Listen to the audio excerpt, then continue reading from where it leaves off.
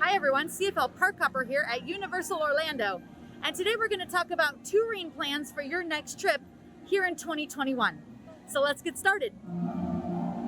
Okay, so I'm starting my morning here at Islands of Adventure, and check out the Velocicoaster is testing. This is a brand new ride, guys. It's not even open yet.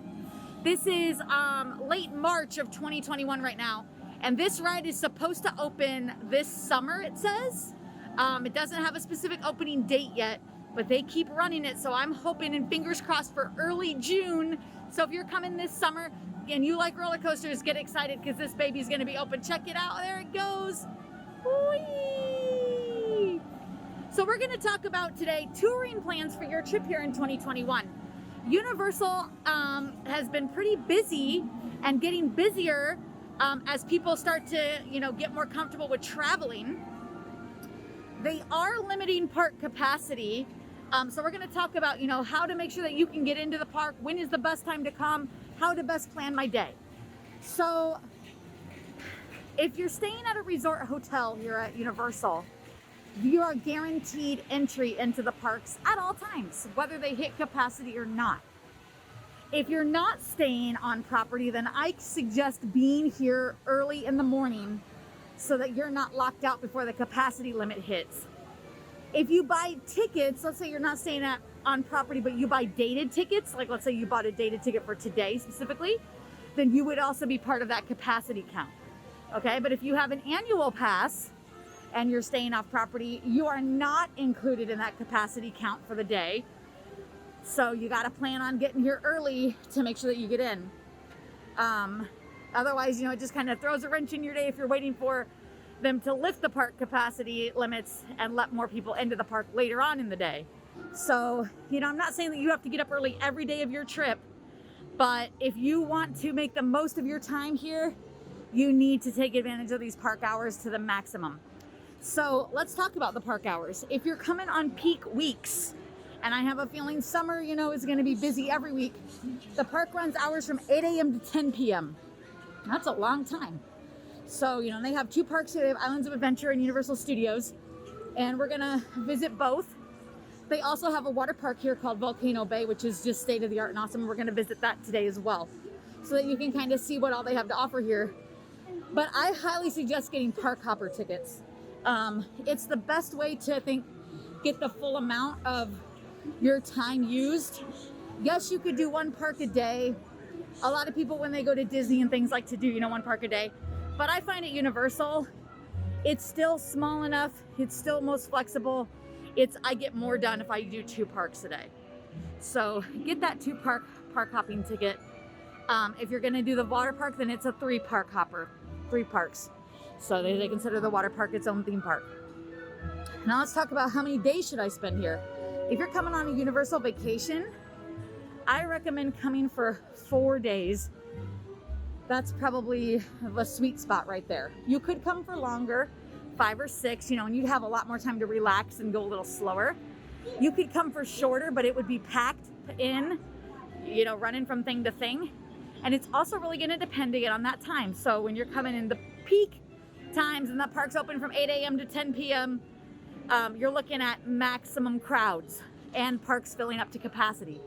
If you come on weeks during school, when school's in session, so we're at the end of March, we're in the middle of spring break right now, but once spring break is over after Easter, and there's a few more weeks of school here in Florida, school gets out in Florida typically right around Memorial Day. So if you want to come in late April or May, and you want to avoid big crowds, come during the week. However, the thing to keep in mind, when school is in session and the crowds are lighter, the park's hours are shorter. They're no longer 8 a.m. to 10 p.m. hours. They're more like 9 a.m. to 6 p.m. So you have that to consider in. However, you can get a lot more done more quickly when you come and it's, a lot less lines. So it just depends, how you're going to be able to plan your trip. And if you're coming in the summer, again, expect big crowds but long park hours. So that will help you. So there's 2 options for how to do things. They do have Express Pass here, and that's kind of like if you've been to Disney, their Fast Pass system. It's like that, where you can basically go from ride to ride and get on pretty quick without having to be in line. And their top 3 tiered hotels here offer Express Pass automatically with your room stay. So those resorts are the Royal Pacific, the Hard Rock Hotel, and Portofino Bay Hotel. So if you stay at any of those 3 hotels, you're automatically going to get Express Pass. So if you're coming on a busier week, you may just want to pay for a little bit more expensive room just to have those Express Passes added in. Now, if you decide to stay at a cheaper resort, but want to spring and pay for the Express Pass, you most certainly can do that, but they are expensive. And I kind of think they change the pricing based on the season. So the busier season, the more expensive. Here's Express Pass sold here. So let's check out the prices. Okay, so I just got the price of the Express Pass. So you're gonna look at, on a peak week, which this is right now, $300 for one park, just for Express Pass. Like if I just wanted to come here to Islands of Adventure where we are right now. And if I wanted to come to both parks, $350, and that's for one day of Express Pass. So I would suggest, if you're really adamant to get Express Pass, get one of those more expensive rooms at the resort. It's well worth it. So let's say our main day today is going to be talking about you don't have Express Pass and you're staying at a resort that doesn't offer Express Pass. How can I best tour the parks and be able to maximize my trip without it? Okay, so the number one ride you need to plan for here at Universal is this Hagrid's Magical Motorbike Adventure. And it's here in Hogsmeade. This is in the Harry Potter area. All right, so this ride, the Hagrid's Magical Motorbike ride, is the most popular ride here at Universal. And you need to plan ahead for riding it. This is the queue over here for it right now. It typically is virtual line only, especially on busier days like this. If you're coming on lighter days, a lot of times they just have regular standby line where you can just get in line and wait. But on busy days, you have to get a virtual return time on your phone in order to even join this line. So we're gonna kind of explain how best to do this. Okay, if you're staying at a resort hotel or have an annual pass, they do early park admission, again, on busiest days especially. So right now, if the park opens at 8, they do early park admission at 7. And if you can be here inside the park at 7, you can get directly in this line and basically walk straight into the ride. At 8 o'clock, right when the park opens, you will be able to get virtual queues to come back at a specific time and ride. They offer the virtual queue at certain points throughout the day. At 8 a.m. when the park opens, or if the park opens at 9, if it changes, then it would be 9 a.m., 11 a.m., 2 p.m., and 4 p.m. So you can try at those times to get a virtual queue. However, they go within seconds of that queue opening. So I suggest being on the app. This is the Universal app, by the way. The main Universal app where you can check wait times and all different kinds of things. Being on that app about 15 minutes prior to 8, 15 minutes prior to 11, and so on, and refresh in the virtual queue until something pops open.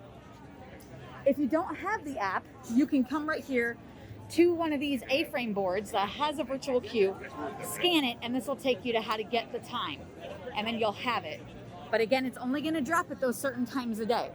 If you want to just try to do the regular line, again, early morning park admission is the best. If this park opens at 8 and they do early park admission at 7, you need to be arriving to the park between 6 and 6:30. That's how early you need to be arriving in order to be getting in line for things. So keep that in mind. And that is super early, but I'll tell you, on the mornings that I've done it and gotten here that early, it's been worth it, because not only have I just walked through the line and done it, but I've also gotten virtual queues and been able to re-ride. So it's kind of like early bird gets the worm here, as I was saying earlier. If you show up to the park around 12, number one, the thing's gonna only be at virtual queue, and you're only gonna have an option to try for it at 2 and try for it at 4, and it's harder to try for it later in the day. A lot of times this ride will break down throughout the day, and then they're not gonna open up more virtual queues because they already have to accommodate those who've already gotten one earlier in the day, and so on and so forth. So to ride Hagrid, set aside a morning if you're staying on property to come early. And you know, I'm not saying that you have to do it every single morning of your trip, but do it definitely once of your trip, because it will be well worth it, okay? Now, as far as riding everything else, if you don't have Express Pass, then you're just gonna be waiting in line and all the standby lines, which on busy days, a lot of these standby lines can be around an hour to 2 hours long. I'm not lying to you, at both of these theme parks, Islands of Adventure and Universal Studios. So I really suggest the earlier the better, because if you can be in the park, get Hagrid's done at the early park admission at 7, then you could just start touring Islands of Adventure. And if you are working your way around Islands of Adventure, which we're only doing one little side of it, I apologize, you could easily knock out this park in a good, half of a day by 1 or 2 in the afternoon. If you're doing park hopper, then you could transfer over to Universal Studios and spend the rest of the day. However, if you are staying on property, you have options. You could go back to your room in the middle of the day, take a nap, especially if you've got up early to come over here and do Hagrid's. You could go swimming at the pool. If you got Volcano Bay on your ticket, you could head over to Volcano Bay in the afternoon. Okay? And I'm gonna head to Volcano Bay now so that you guys can see the inside of that. So I hope this is giving you a good idea for rides so far. I am also going to take you over to Universal Studios in the evening time and show you what the parks are like when they're open late. And keep in mind, both parks open early for early park admission. So you could do one morning at Islands and you could do another morning of your trip over at Universal Studios. And there they open up the Harry Potter, the Gringotts Bank ride early.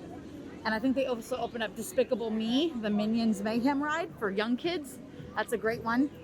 And it's a great one for anyone, really. So you can kind of get a head start over there at Universal Studios on mornings as well. So if you're going to come here for like a 4-day vacation, then I highly suggest mixing it up. Maybe one day you start early morning at Islands and then knock off your evening time at Universal Studios. And then the second day, flip it and do Universal Studios in the morning and Islands in the evening. And then if I was here like for a third day, I'd probably do like Volcano Bay only on the third day and make it more of a just a day to relax. And then the fourth day, decide what I like best and do that again.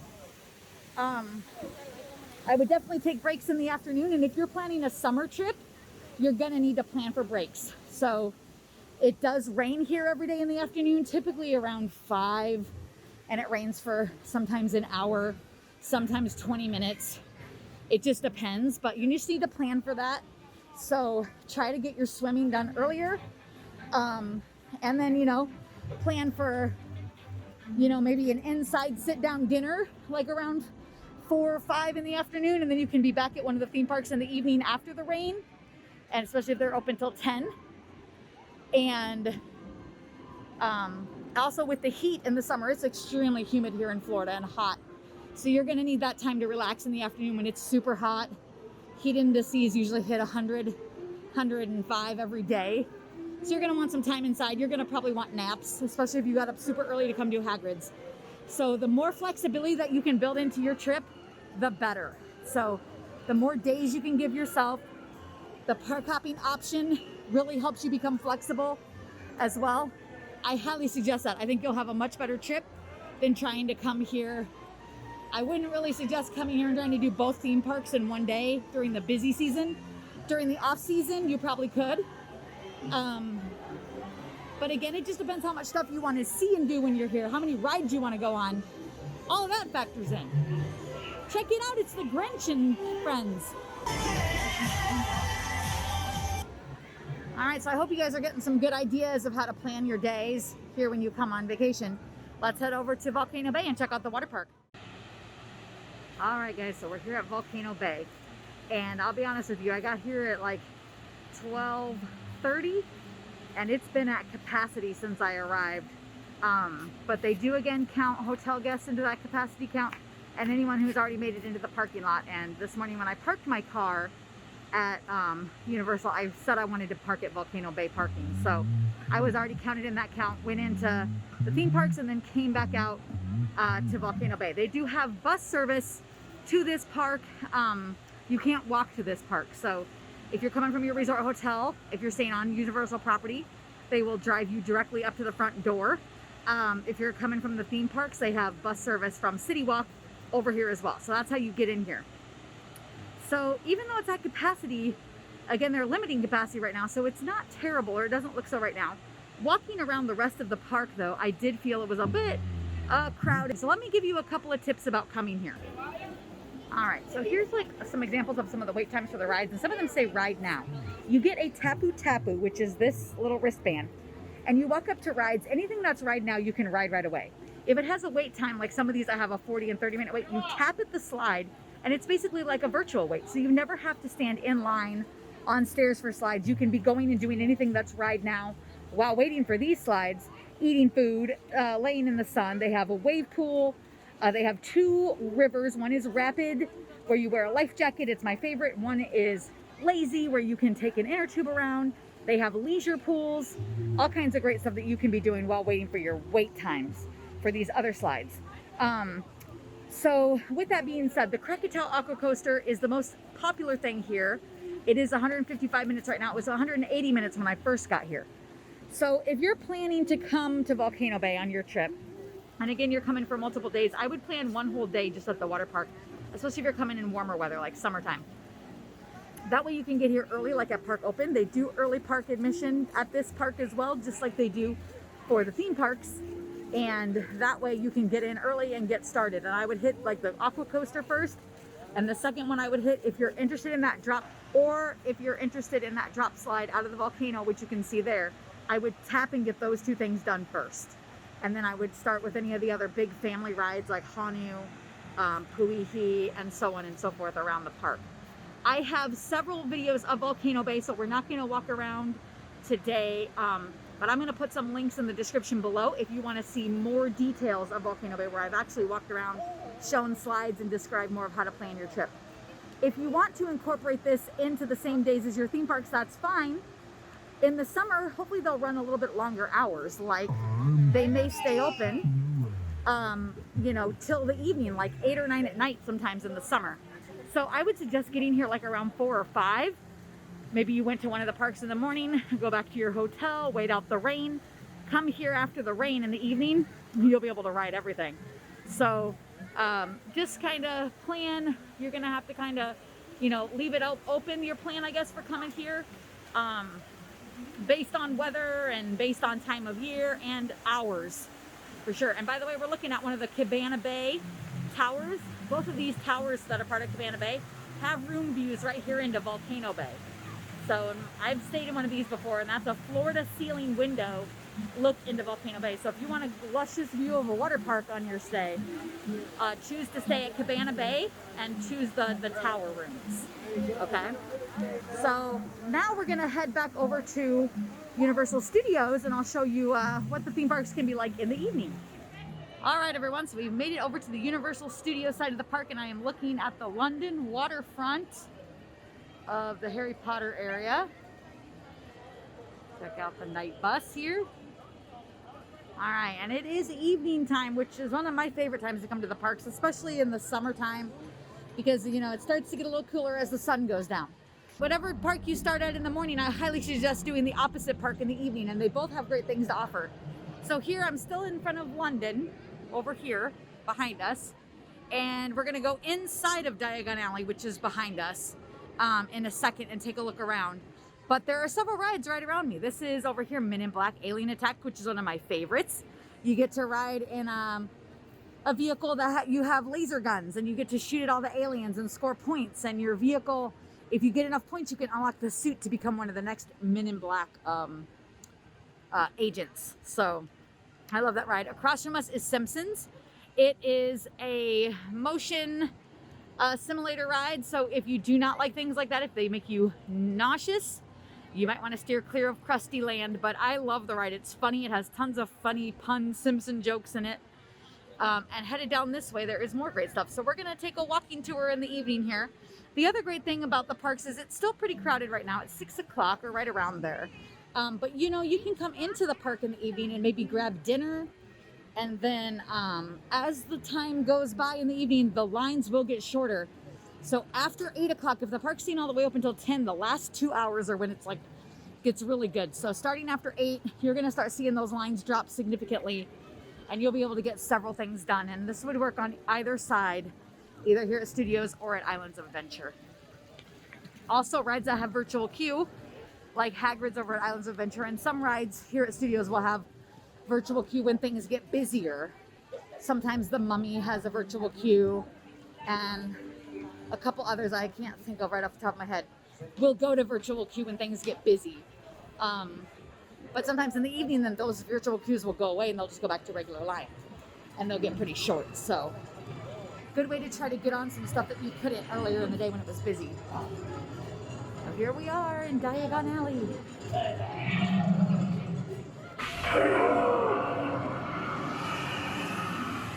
And the dragon was just breathing fire there as we walked in. And this place is really fun to come to once it's dark and maybe get a view of that dragon lit up in the dark. And if he blows fire in the dark, that's pretty cool too. So if you can make a point to come here after dark on your trip and be able to be in Diagon Alley after dark, great place for pictures. So straight ahead of us where the dragon is the ride. That's Harry Potter and the Escape from Gringotts. It's a great ride, indoor roller coaster / dark ride in virtual 3D. So it's a pretty cool ride though.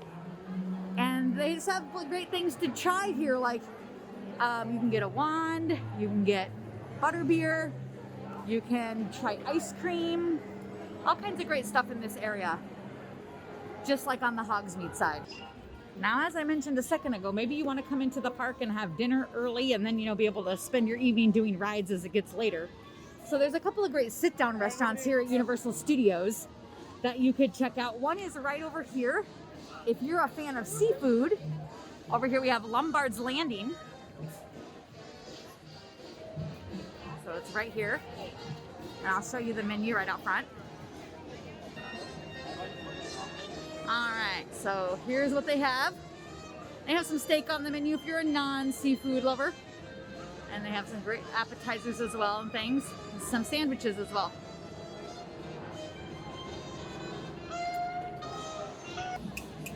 And they have another restaurant a little further down the way, which I'll show you as we get closer, called Finnegan's. It's an Irish sports bar out on the City Walk, which I didn't really show you the City Walk this time, but I have several videos of City Walk. I can put a link in the description below so you can check that out. There are several restaurants on the City Walk, as well as the resort hotels here have restaurants. And then, there's tons of quick service around as well. So, but I say when you're on your vacation and you're walking and moving all day, try to schedule one sit-down meal a day. You don't have to do 3 sit-downs. You can do some quick service in there, and there's some really good quick service around. But, try to either relax for breakfast, if you want to go leisurely one morning, relax for dinner one evening, or maybe when it's summer and it's so hot in the middle of the day, you want to have a late lunch. Maybe stay in the park until around 1 or 2, take a late sit-down lunch, and then go back into your room and take a nap. So, lots of dining options as well.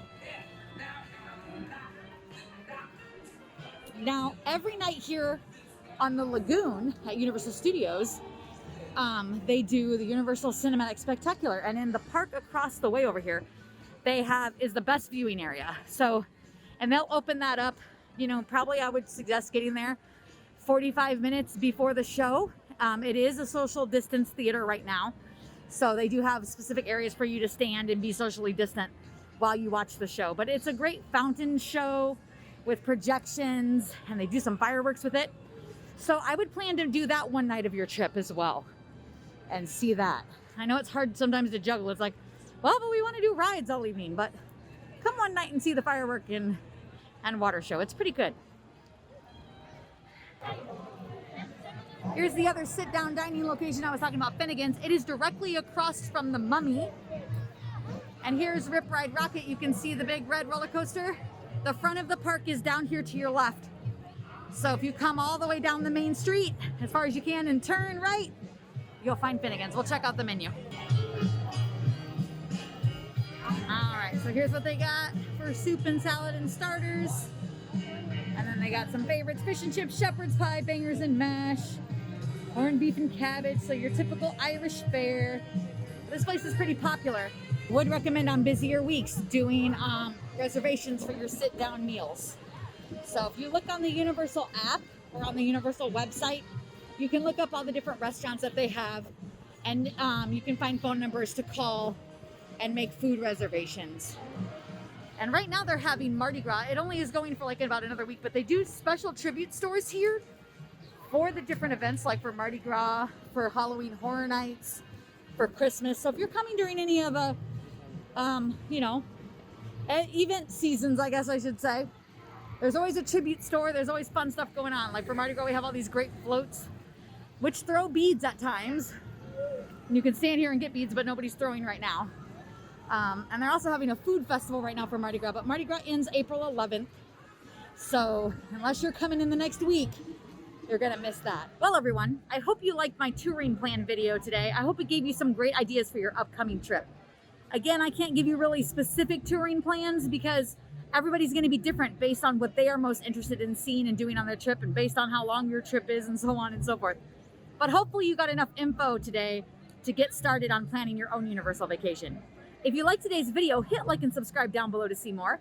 And don't forget to hit the notification bell so you can be notified every time we upload a new video, which is usually once a week. Thanks for watching.